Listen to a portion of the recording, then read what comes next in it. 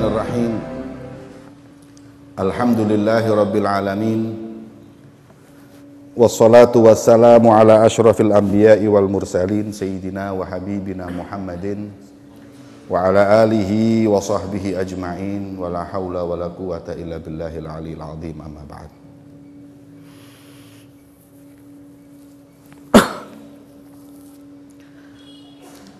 Dan dari akhlaknya para salaf kita dahulu, apabila mereka itu mengajar dan santrinya tidak pantas untuk diajar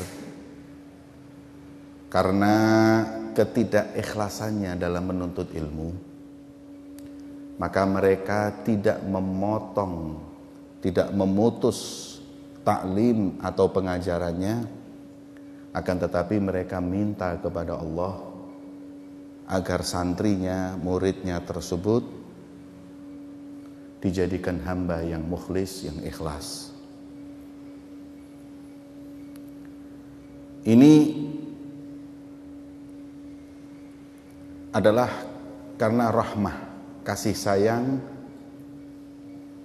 dan tuntutan seorang pengajar agar ilmunya itu manfaat. Hadirin, Al-Habib Abdul Qadir bin Ahmad Bil-Fiqih Malang adalah satu contoh seorang guru, ustadz yang ilmunya manfaat dan murid-muridnya adalah orang-orang yang hebat. Tiada lain karena doa mereka, munajat mereka, permintaan mereka kepada Allah. Habib Abdul Qadir bin Ahmad itu Bil-Fiqih, konon riwayat, kalau habis ngajar santrinya, masuk ke rumahnya, gelar sejadah, doa sama Allah agar dijadikan ilmunya tadi itu ilmu yang manfaat, mengamalkan ilmunya, dan mereka menjadi orang yang diridhoi oleh Allah. Jadi karenanya lah murid-murid Habib Abdul Qadir bin Ahmad Bil-Fiqih ini menjadi ulama yang manfaat. Jadi enggak sekedar dia mengajar, tapi mengajar dan meminta kepada Allah agar dijadikan ilmu yang diajarkan tadi itu manfaat. Walaupun memang kadang-kadang seorang guru itu melihat ada santri, ada murid yang la yasluh lil ilm, ilmu itu enggak pantas buat dia. Karena ketidakikhlasannya, karena kotornya hatinya. Tapi bukan itu menjadi sebab terus enggak ngajar, tapi didoain supaya hatinya bersih, supaya ilmunya manfaat, dan supaya ikhlas. Kalau umpama, hadirin, para ulama kita dahulu mensortir para santrinya, para muridnya, ya mungkin jumlah ulama semakin sedikit. Walaupun memang ada yang seperti itu, ada. Gak sedikit para ulama itu kalau mau ngajar, dilihat dulu santrinya, cocok enggak ini orang dikasih ilmu. Kalau enggak cocok enggak diajari. Sampai makanya dites. Ya, dites. Sebagian habaib dulu kalau mau belajar sama seorang guru itu enggak ditemuin berhari-hari. Nunggu depan rumah itu enggak ditemuin. Bukan cuma enggak ditemuin, ntar kadang-kadang air bekas cucian itu disiramkan di atas, ketika muridnya nunggu di bawah disiramkan, biar. Kalau ini murid enggak bergeming, tidak berubah dalam niatnya, baru guru itu mengajarkan.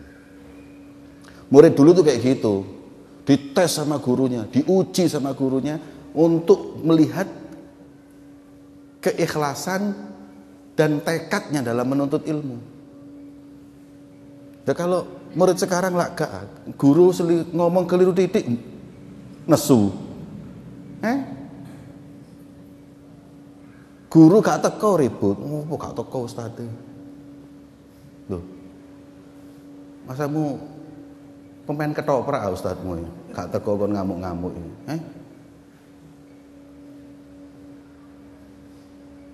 Ustadz Sholeh bin Ahmad Al-Idrus guru saya. Beliau itu kalau ngajar terus beliau nggak bisa hadir, itu saya pernah ngomong, Beb, Ustadz, antum minggu depan kan ada acara. Iya.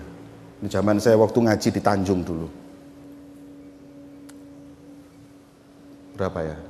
Baru sekitar 25 tahun yang lalu. Saya ngaji sama Ustadz Sholeh itu 25 tahun yang lalu. Iya. Zaman ustadz dulu setengah mati. Saya masih ingat dulu. Zaman umur SMP itu saya suka nganterkan Ustadz Sholeh bin Ahmad ngajar itu naik sepeda motor Alfa itu. Ustadz Muhammad bin Idrus itu kalau ngajar di Darut Tauhid saya nganterkan pak sepeda motor Alfa. Ya, saya kira rebutan motor-motor nganterno. Ya. Makanya dulu tuh tidak ada orang mau jadi ustadz. Siapa yang mau jadi ustadz? Ustadz itu setengah mati, motor elek. Nah, saya kira motor api-api ustadz. Makanya arek-arek aku pengen jadi ustadz, cita-cita ya kok ustadz tuh. Habib Jamal itu masya Allah, handphone manyar terus ya. Makanya niatnya gak karu-karuan. Oh, Jamal motornya. Kayak saya dulu tidak ada contohnya ustadz kaya itu tidak ada. Ini saya masih ingat. Ustadz Sholeh itu kalau beliau tuh, saya tahu beliau tidak bisa ngajar karena ada undangan. Ya. Terus saya ngomong, Ustadz, ya tak umumkan ya nanti supaya minggu depan mereka nggak, jangan, biarkan. Loh Ustadz, kan kesian nanti yang jauh-jauh datang, antum nggak ada. Loh, mereka datang untuk talabul ilm itu sudah pahala. Kalau apabila ente umumkan mereka nggak datang, nggak dapat pahala. Biarin datang, kecelik itu nggak ada kecelik. Mereka datang nunggu sampai isya pulang tetap dapat pahala ngaji. Tapi kalau kamu bilangi mereka di rumah delok sinetron, betul? Kalau pengalaman nah. Jadi nek ustadzmu gak teko, ojo ngamuk. Oh, Ustadz, Anda nggak bisa nuntut. Saya dulu tuh kalau nunggu Habib Umar itu kadang-kadang mulai ba'dal isya jam 2 malam baru ketemu. Jam 2 malam baru temoni. Ada keperluan atau ngaji sama beliau. Sibuk jam 2 malam. Gitu nunggunya tuh berjam-jam, biasa. Nah, itu santri dulu tuh gitu. Kalau nyantri itu dites dulu. Begitu guru itu tahu ini orang hatinya bersih, niatnya lillahi ta'ala dan lain-lain, baru diajarkan. Karena mereka punya kaidah. Apa kaidahnya? La tu'allik ad-duror fi a'naqil khanazir. Jangan kau kalungkan mutiara di lehernya babi. Paham? La tu'allik, jangan kalian gantungkan ad-duror, mutiara, permata, berlian fi a'naqil khanazir, di lehernya babi. Ini mutiara mahal yang pantas ya wong wedok sing ayu. Makanya ilmu ini mahal, mutiara. Jangan kau berikan kepada orang-orang, disebut khanazir itu sifat, babi itu sifat. Orang yang hatinya kotor, niatnya enggak karena Allah. Niatnya nuntut ilmu lil munafasah, untuk supaya enggak mau kalah, supaya dilihat orang dan lain-lainnya. Makanya ilmu itu enggak pantas diberikan mereka. Tapi tadi itu ada ulama yang sama sekali enggak mau ngajar yang kayak gitu sudah. Tapi di antara mereka dari akhlaknya para salaf diajarin, walaupun khanazir, walaupun kilab, tapi terus didoakan li islahin niyah, agar dia berubah. Makanya selalu para murid itu minta doanya untuk yuhawwilul hajar ila dhahab. Wahai guruku, aku ini batu yang gak ada nilainya, rubahlah aku menjadi emas yang berharga. Yang nyepuh itu ya guru-guru itu. Dengan apa? Dengan doa dan tarbiyah. Al-Habib Abdullah bin Umar Syatiri. Habib Abdullah bin Umar Syatiri itu siapa yang ilmunya nggak nyambung kepada beliau? Habaib semua itu kalau diruntut ilmunya nyambungnya ke Habib Abdullah bin Umar Syatiri. Siapapun. Sampai dikatakan Habib Ahmad bin Muhammad Al-Muhdhar, Guereh, beliau berkata, aku tidak masuk ke satu desa manapun di Indonesia kecuali aku dapetin ustadznya, kalau nggak muridnya Habib Abdullah, murid-muridnya atau murid-muridnya Habib Abdullah bin Umar Syatiri. Hampir sanad ilmunya habaib se-Indonesia ini nyambungnya ke Habib Abdullah bin Umar Syatiri. Habib Umar bin Hafid, Habib Zain bin Semit, semua. Dan konon riwayat Habib Salim pernah cerita bahwa daripada sebab manfaat ilmunya, ketika Habib Abdullah bin Umar Syatiri itu dapat kesempatan di Multazam. Multazam ini tempat yang paling mustajab doa di dunia ini, dia minta sama Allah di situ agar dijadikan muridnya, murid-muridnya semua mendapatkan ilmu yang manfaat. Itu mintanya beliau. Makanya orang kalau mau berkah ya ke Rubat Tarim. Rubat Tarim itu kamar-kamarnya itu nggak berubah, itu semua bekasnya para aulia bal aktob. Saya kalau ke Rubat ini bekas kamarnya fulan, ini berkah semuanya orang besar-besar. Ya, jadi itu sangat berkah ya, karena doanya Habib Abdullah bin Umar Syatiri tersebut. Nah,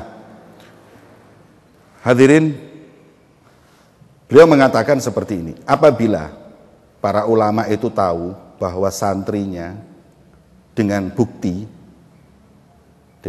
bil qara'in, bahwa dia itu nuntut ilmu bukan karena Allah, tetap dia ngajar, tapi mereka tawajuh kepada Allah, doa untuk memperbaiki niat muridnya, maka mereka tetap dapat pahala.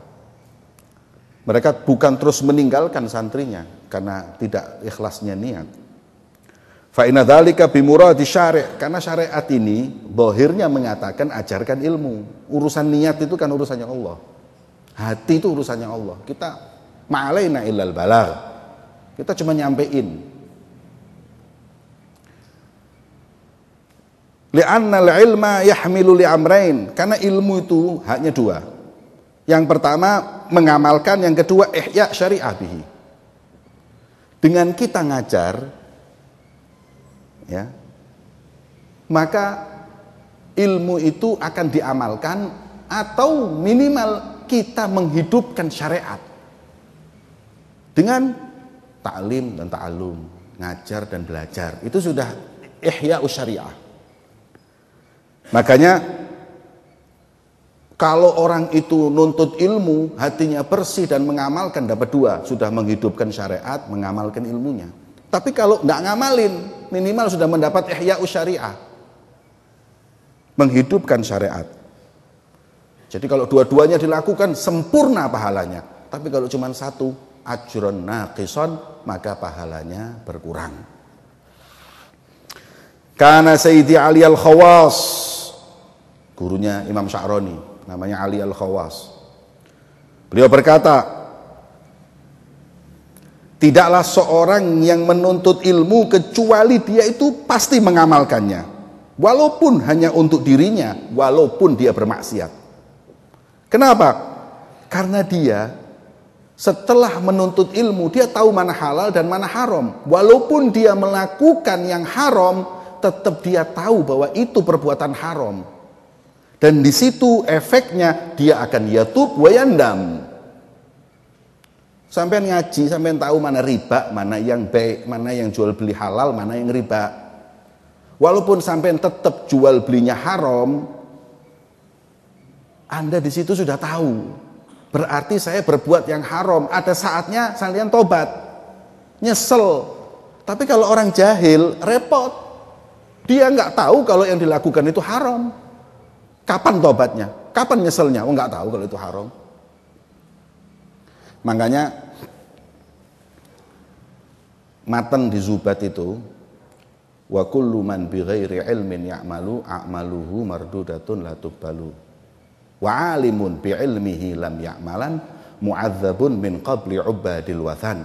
Orang yang punya ilmu tapi nggak ngamalin ilmunya nanti diazab oleh Allah sebelum Allah mengazab para penyembah berhala. Ini matan ini satu itu wa'alimun bi ilmihi lam ya'malan mu'adzabun min qabli ubadil wathan ini ancaman buat orang yang nggak mengamalkan ilmunya, walaupun dibantah oleh sebagian ulama. Ya, dibantah oleh sebagian ulama yang mengatakan bahwa masuk orang sudah punya ilmu iman kepada Allah hanya nggak mengamalkan disiksanya lebih dulu daripada yang nggak beriman kepada Allah dan nggak berilmu. Ini agak nggak masuk akal. Anggap ini orang ini kan masih nuntut ilmu, masih beriman, hanya nggak ngamalin ilmunya. Masuk diazab duluan daripada itu. Lah karena dia sudah tahu tapi melakukannya, mungkin lil istihza. Sengaja apa istihza ini? Ngece Gusti Allah. Sengaja ngenyek, itu mungkin. Tapi kalau tidak, nggak mungkin mereka diazab sebelum penyembah berhala. Maka dikatakan di sini, ya kadang-kadang seperti itu tuh tahdid itu tuh ancaman agar kita itu kalau punya ilmu ngamalin ilmu, jangan terus nggak diamalin. Ya. Falaula ilmuhu bil hukmi mahtada lakum likauni dzalika dzamban wala taba minhu. Ya, kalau dia nggak dapat hidayah, nggak nuntut ilmu, kapan dia mau tobat? Kapan dia mau nyesel? Oh, nggak ada ilmunya. Tapi kalau sudah ada ilmunya, setidaknya dia tahu dia maksiat, dia salah, dan ada saatnya dia itu bertaubat kepada Allah. Yang lebih parah lagi itu, kalau apabila melakukan sesuatu haram dan menganggap itu pahala, itu lebih parah lagi. Ya. Ayo contohnya kawin kontrak, mut'ah. Kalau orang kawin kontrak itu sama orang zina itu dosanya besar mana? Kata ulama besaran mut'ah. Lu zina kan haram, iya. Lah kawin kontrak kan juga haram. Bedanya kalau zina, tobat, dia tahu kalau dia salah. Lalu mut'ah lah gak ngerasa oleh ganjaran dari. Dia merasa dirinya dapat pahala mut'ah. Loh iya, orang mut'ah itu kalau sekali pahalanya kayak Sayyidina Husin. Kalau 2 kali kayak Sayyidina Hasan. Kalau 4 kali kayak Sayyidina Ali. Kalau 4 kali kayak Rasulullah. Kalau 5 kali kayak Rabbul Alamin ngono. Nek 6 kalah Rabbul Alamin wis. Nggih. Makanya kayak gini ini bahaya karena dia nuraninya nggak nerima. Orang yang mut'ah itu yang mengatakan halal, coba jangan ditanyai lek bojomu tak mut'ah ya apa, nek iki anakmu tak mut'ah, jangan tanya kayak gitu itu nggak sopan. Tanya gini aja, kamu anaknya siapa? Anaknya bapakmu, iya. Anak yang mut'ah apa yang nikah? Kalau dia marah, culeken. Loh kok ngamuk? Mut'ah halal kok. Kalau mut'ah haram, baru kamu marah. Tapi kamu mengatakan mut'ah itu halal. Terus kenapa kalau saya bilang kamu anak mut'ah kok marah? Kalau saya kamu gitu kan marah, karena saya menganggap mut'ah itu haram. Nah maka daripada itu, jahil itu bahaya. Bodoh itu bahaya. Tidak ada seperti ilmu. Ya. Makanya dikatakan ulama, talabtul ilma li ghairillah. Aku nuntut ilmu bukan karena Allah. Fa'abal ilmu an la yakuna illa lillah. Tapi ilmu ini yang aku tuntut bukan karena Allah ini nggak mau dia. Terus ngajak saya karena Allah. Terus ngajak saya karena saya Allah. Jadi tuntutlah ilmu walaupun nggak ikhlas tadi itu. Tapi insya Allah ada kalanya ilmu akan membuat kita mendapat hidayah dari Allah Subhanahu wa ta'ala. Kemudian faqad amila hadza bi ilmihi min tilkal haitsiyah wa in kana man irtaqabal ma'asi lam ya'mal bi ilmihi ala mustalahin nas. Ya. Walaupun orang kalau nggak ngamalin ilmu itu ya nggak beres, tapi masih lumayan. Yang penting dia dapat ilmu. Apalagi kalau sudah nggak ada ilmunya, maksiat itu lebih parah mana. Fafham pahami apa yang saya sampaikan. Ilmu itu manfaat buat orang yang menuntutnya ala kulli hal, di setiap keadaan. Ya. Walam yazal ilmu kulli insan, dan ingat ya, ingat senantiasa di setiap zaman ilmunya manusia itu pasti masih lebih banyak dari amalnya. Di setiap zaman, mulai dari zamannya tabi'in sampai detik ini, orang itu pasti ilmu sama amal itu pasti masih banyak ilmunya. Jadi kita nggak boleh terlalu pesimis dengan nuntut ilmu tapi nggak ngamalin terus sudah putus asa gitu. Enggak, terus tuntut, terus tuntut. Fa'mal walau bil usyri kazakati takhruj binuri ilmin min dhulmati, kata Sahibuz Zubat Ibnu Ruslan. Beliau berkata, amalkan ilmu walaupun 1/10 seperti zakatnya ma'din itu loh. Insya Allah kau keluar dari kegelapan menuju cahaya yang terang benderang. Walaupun kau cuman 1/10 dari ilmu yang kau dapati. Jadi kalau kita dapat ilmu 100, kita ngamalin 10, itu insya Allah sudah manfaat besar. Tapi kalau kita ini ilmunya cuman 5, gak ngamalno kecuali siji, tambah gak oleh apa-apa. Ya. Tuntut ilmu, hadirin, ya, semampu kita, tapi tetap ikhlaslah karena Allah. Hati itu betul-betul dibersihkan, nuntut ilmu, karena ilmu ini nggak cocok, ya, nggak cocok di hati orang yang kotor, itu nggak cocok. Kalau ilmu itu di hati orang yang kotor, pikiran orang kotor, naudzubillah, rusak. Fatwa dibuat mainan. Umat nggak malah dideketin sama Allah, dideketin sama dirinya. Saya ini kadang-kadang heran lihat sebagian orang, nek Kanjeng Nabi dilokno gak ngamuk, tapi nek kiai ini dilokno ngamuk. Kanjeng Nabi dihina gak sakit hati, tapi Habib dihina ngamuk-ngamuk. Loh, kamu ini belajar untuk cinta Habib apa cinta Rasulullah? Sampai ada satu orang pernah berkata, wong-wong iki nek Kanjeng Nabi teko, terus gurune teko, sing disalama ini gurune sik baru Kanjeng Nabi. Karena apa? Karena sebagian ulama ini menanamkan agar mereka muridnya cinta bukan kepada Allah dan Rasulnya, tapi cinta kepada dirinya. Semua hadirin, siapa yang nggak cinta guru itu siapa? Ya, nggak ada nggak cinta guru. Saya juga cinta kepada guru saya. Tapi saya dididik untuk cinta Allah dulu dan Rasulnya, kemudian guru. Dan guru adalah wasilah untuk cinta kepada Allah dan Rasulnya. Suatu saat pernah ini di Tarim, saya masih ingat di Masjid Aidid, ada muridnya Habib Umar tuh ceramah di masjid. Dalam ceramahnya muji-muji Habib Umar 15 menit. Habib ini gini, Habib ini gini, Habib ini istiqomah, Habib ini makomnya gini, kata Habib ini. Habib Umar dipuji 15 menit. Habis sholat itu saya masih ingat. Begitu selesai dia ceramah turun, kata Habib Umar, mik diambil. Kesian. Coba dia tadi muji Allah dan Rasulnya dapat pahala, muji anak gak dapat apa-apa dia. Saya masih ingat tuh. Coba tadi dia berdiri ceramah, muji Allah, rahmatnya, Kanjeng Nabi mulianya, dapat pahala dia. Terus mujiannya nggak dapat apa-apa, walau oleh duit tuh ke aku. Saya juga nggak ngasih duit itu orang. Coba muji Allah dan Rasulnya. Beliau pas marah ke muridnya dengan seperti itu, kayak ngajarkan kepada itu. Rungokno ini. Ya. Bahkan kita dididik. Kalau ada orang yang mencaci gurumu, ya ada satu orang ngomong, Habib, ada orang nggak kuat saya, Habib. Oh iya.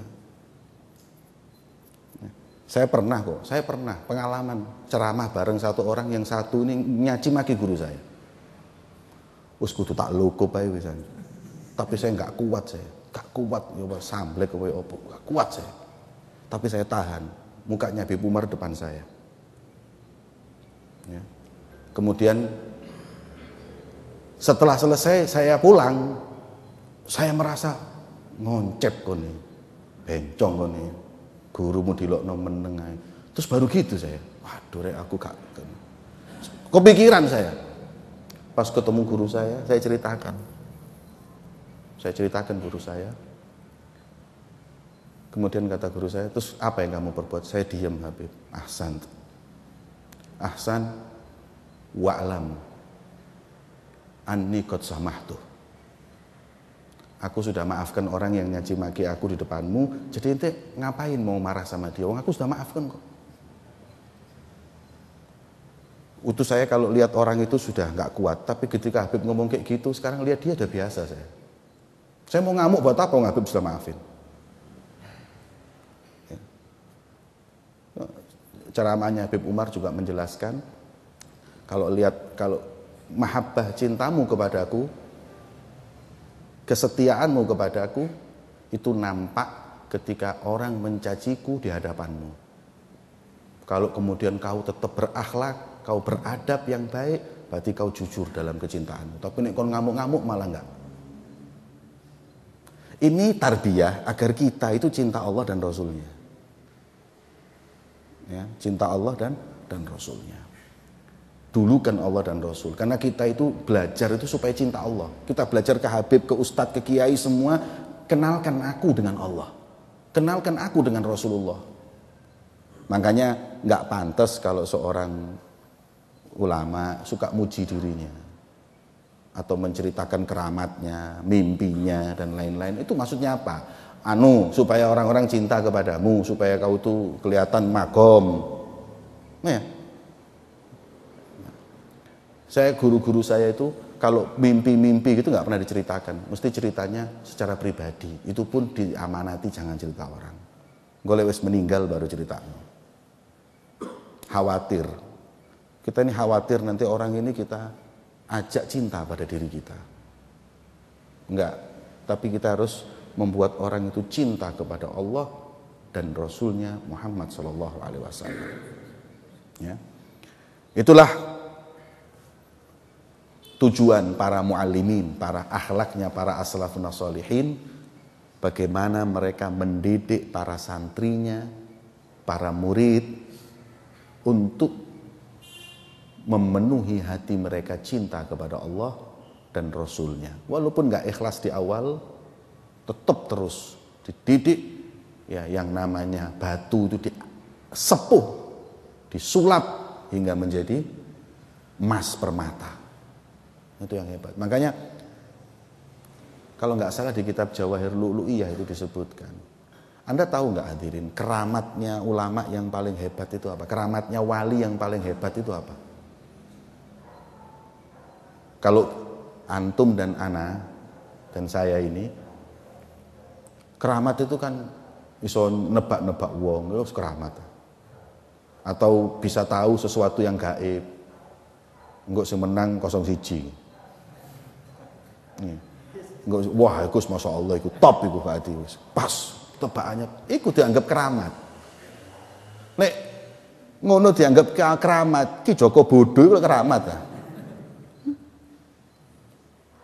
Iya loh hadirin, gitu tuh sekarang orang-orang ini sekarang ini takzimnya kepada orang-orang kayak gitu.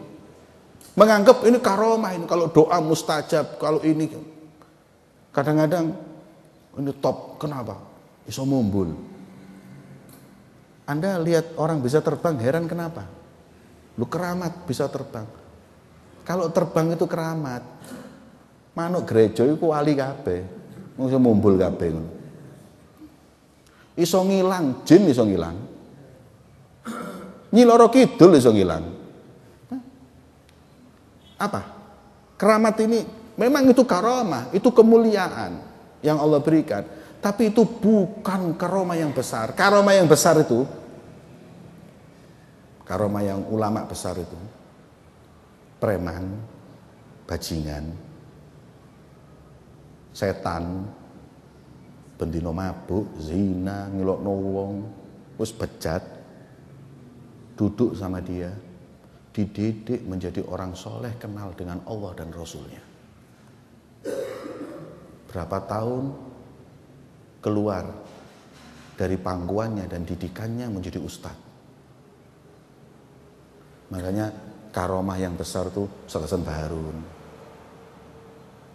atau karomahnya Itu ribuan di tangannya orang-orang berubah. Karomah yang besar itu Habib Abdullah bin Umar Syatiri, Habib Salim Syatiri, Habib Zain bin Sumit, Habib Umar. Sebelum nuntut ilmu dengan beliau, dulunya siapa mereka? Sholat yo enggak, rokokan bendino, berubah jadi orang baik. Ini karomah. Kalau cuman bisa terbang dan lain-lain, setan bisa kayak gitu. Nebak-nebak setan bisa. Tapi setan nggak bisa ngerubah orang buruk menjadi orang baik. Yang sebaliknya malah bisa setan orang baik jadi buruk. Hadza a'dhamul karamah. Ya. Maka itu tanamkan ke benak kita, ya, bahwa paling sempurnanya, kalau ada sebagian habaib itu ditanya, ya, ada sebagian habaib ditanya, Habib, habaib yang paling makomnya paling tinggi itu bangsa apa? Apa Asegaf, apa Mauladawilah, apa yang lain, Al-Haddad, Al-Idrus, atau mana yang paling habaib paling tinggi? Jawaban beliau, akmaluhum mutaba'atan li Rasulillah. Yang paling sempurna mirip sama Rasulullah itu yang paling mulia. Jadi kita mindsetnya itu gitu. Orang yang paling mirip sama Rasulullah itu orang yang paling mulia. Selain itu ya nggak semulia itu. Ya, kalau kita mau jadi orang yang kedudukannya tinggi, harus mirip sama Nabi. Perbuatan, niat, amal, hal, dan lain-lainnya, agar kita betul-betul menjadi talibul ilm yang sempurna. Al-Habib Abdullah bin Husain bin Tahir, beliau mengatakan dalam bait-bait syairnya, ala ilmu khasyah kulluh yu'raf bidzaka ahluh. Ilmu itu takut. Semakin orang takut kepada Allah, semakin banyak ilmunya. Orang kalau nggak takut sama Allah berarti ilmunya sedikit, karena hakikatnya ilmu adalah khasyah. Al ilmu bil ahwali yazku wa bil a'mali wa laysa bil aqwali wa kathratil jidali. Ilmu itu sempurnanya dengan amal dan hati yang bersih, bukan dengan pinternya ngomong maupun pinternya berdebat. Orang pinter debat dianggap alim, orang pinter ceramah dianggap alim. Tidak.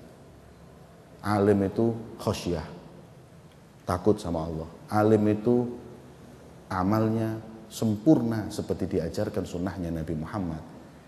Ilmu itu hati yang bersih. Dengan ilmu semakin bersih hatinya.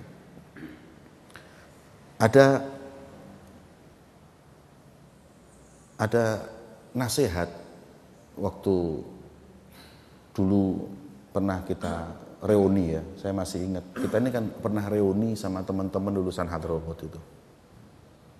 Terus ada satu orang memberikan nasihat yang sampai sekarang saya nggak bisa lupa. Nasihatnya begini. Dulu ketika kita belum nuntut ilmu, belum ngaji, belum ke pondok pesantren, kita ini semuanya tawadhu dan husnudzon dengan siapapun. Pas kita nggak punya ilmu, pas kita belum ngaji, kita ini lihat orang serbanan sedikit husnudzon. Terus kita ini merasa orang yang paling hina. Itu dulu. Tapi setelah masuk pesantren, masuk pondok, kok jadi berubah? Setelah ngaji di masjid bertahun-tahun, kok jadi berubah? Nggak gampang husnudzon seperti dulu, malah suudzon. Oh, belum tentu alim, masih serbanan durung tentu alim.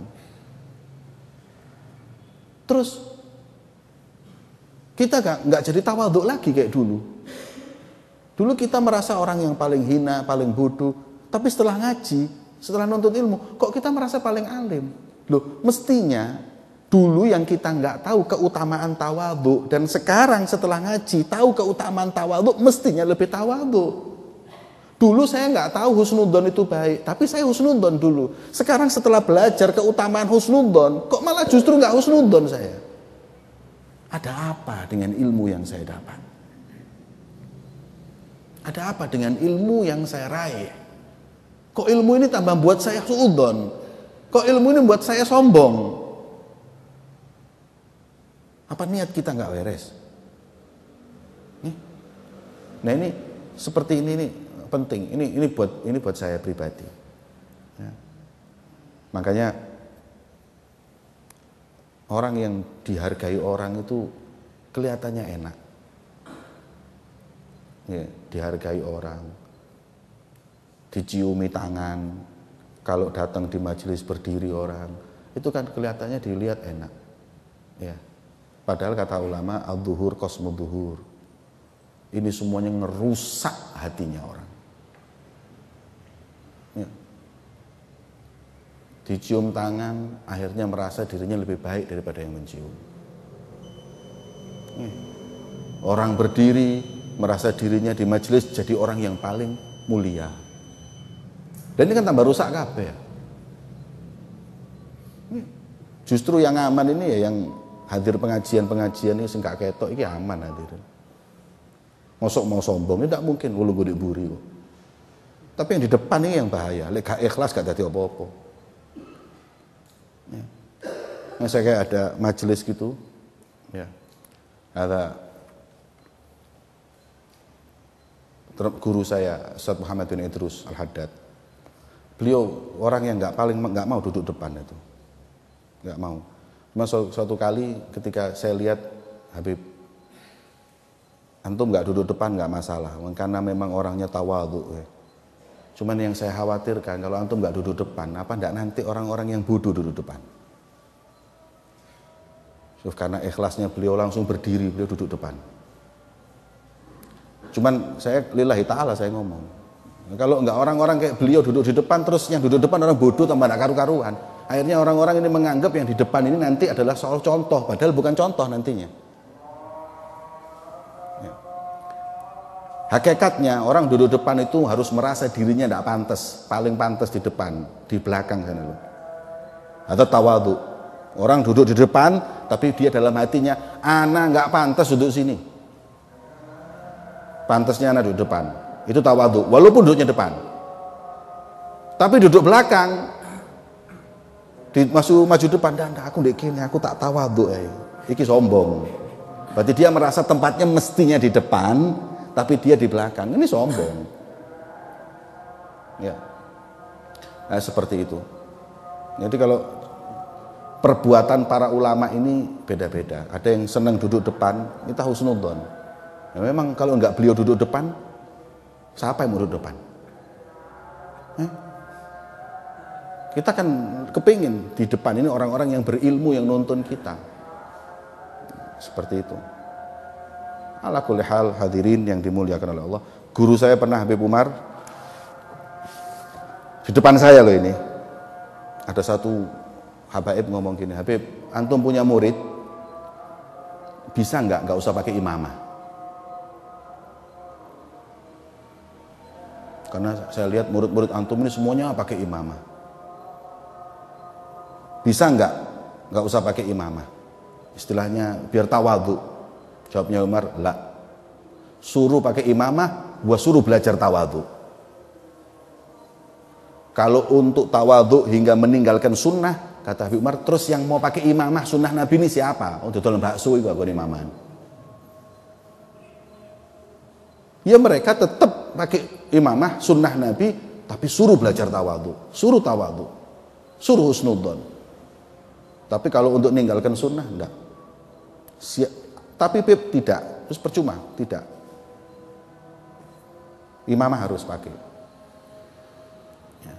Ya, seperti itu. Bukan karena enggak tahu, enggak ya suruh, itu ihya sunnah. Siapa yang kalau enggak para thalabul ilm yang pakai imamah, terus yang mau pakai imamah ini siapa? Lah hilang kabeh.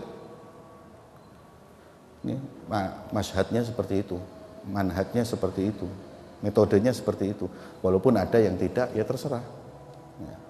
Maka itu para hadirin yang dimuliakan oleh Allah, mari kita belajar kemudian kita tuntut diri kita jadi yang lebih baik. Tapi kalau kita nggak jadi lebih baik, jangan putus belajar, terus. Mungkin ada saatnya di situ kita dapat fuyudhat, dapat rahmatnya Allah, berubah. Aku iki ngaji wis pirang tahun di Habib Jamal ini. Oh gak tambah gena, kok tambah gak karu-karuan ngene. Nek aku di ngunukno tak jawab podo, aku ngajar kono gak gena-gena. Tambah gak karu-karuan. Nggih, podo wis. Lah terus, ya kalau memang kita nggak bisa ngamalkan ilmu bareng, ada dua optionnya. Ihya syariah. Wis kon teko rene ngidupno syariat, saya ngajar di sini ngidupkan syariat. Sing ngono amal ndonga mbek Allah. Dikasih gampang, dikasih mudah kita mengamalkan ilmu. Sebab apalagi kalau kita baca kitab Tanbihul Mukhtarin, salaf kita akhlaknya kayak ngono, itu tambah gak merasa diri kita waduh oper kayak ngono amali wong-wong. Dan kita ini di mana dibanding mereka semua. Tapi tidak apa-apa, belajar. Yang penting kita tahu ini yang benar. Saya salah, tapi insya Allah saya berubah. Ya. Saya juga begitu. Saya nggak pantas mengajarkan kitab ini. Ya. Kalau Imam Sya'roni kan mengatakan, saya tidak menulis ini kecuali semua yang saya tulis sudah saya amalkan. Nah sekarang saya Habib Jamal berkata, saya tidak mengajarkan ini kecuali semua yang saya ajarkan wallahu a'lam. Di sing tak amalno gak ono blas. Mek nyampe notok sing ngono ae. Lah terus ihya syariah. Wis ngidupkan sunnah, ngidupkan syariat. Tapi kalau Allah memberikan fadlullah wasi, keutamaan Allah luas. Siapa tahu turun rahmatnya Allah, kemudian kita diangkat kedudukan kita seperti rijal kitab Tanbihul Mukhtarin, kita dirubah oleh Allah menjadi keadaan kita seperti orang-orang aulia yang ada di kitab Tanbihul Mukhtarin. Amin ya rabbal alamin. Bisirril Fatihah.